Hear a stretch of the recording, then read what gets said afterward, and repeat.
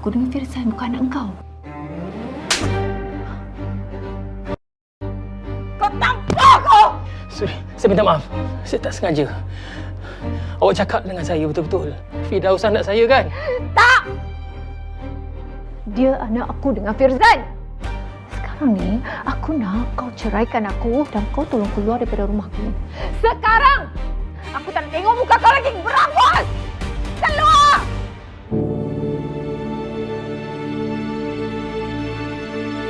Bercerai?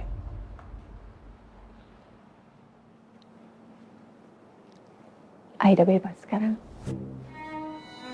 So, bila kita nak nikah? Ya, nikah ya. Macam janji dengan you nak nikah kan. Tapi sekarang ni rasa tunggu lepas AGM. Masih sibuk sekarang kan? You ni sebenarnya nak kahwin dengan I ke tak? Siapa yang tak nak kahwin dengan you? Gila ke kalau orang tak nak kahwin dengan you? Tapi, you tengok. Hal Nazri ni pun tak settle lagi kan? You tengok. Ni tak settle. Nazri nak main dengan I. Dia tak tahu I siapa kan? Bagi I settle semua. Lepas tu, kumpang di Palu.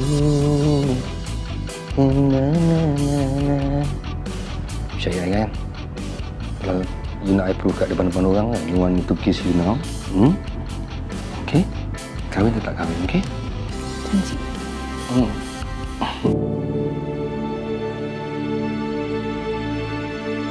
Kenapa dulu you boleh tanggung dia? Kenapa? Kenapa dulu daripada kecil you jaga dia? You bayar lampin dia, you bayar sekolah dia. You cakap macam tu ni bukan you. Suri, you bercakap ni. You ada fikir? I ni siapa? Datuk Firzan tu. I ni wakil rakyat. Bila masa pula yang I ada nak luar nikah?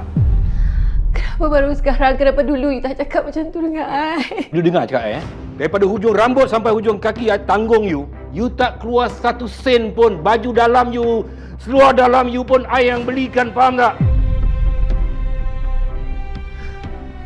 You jaga nama I jaga you. Kalau tak you bukan bos.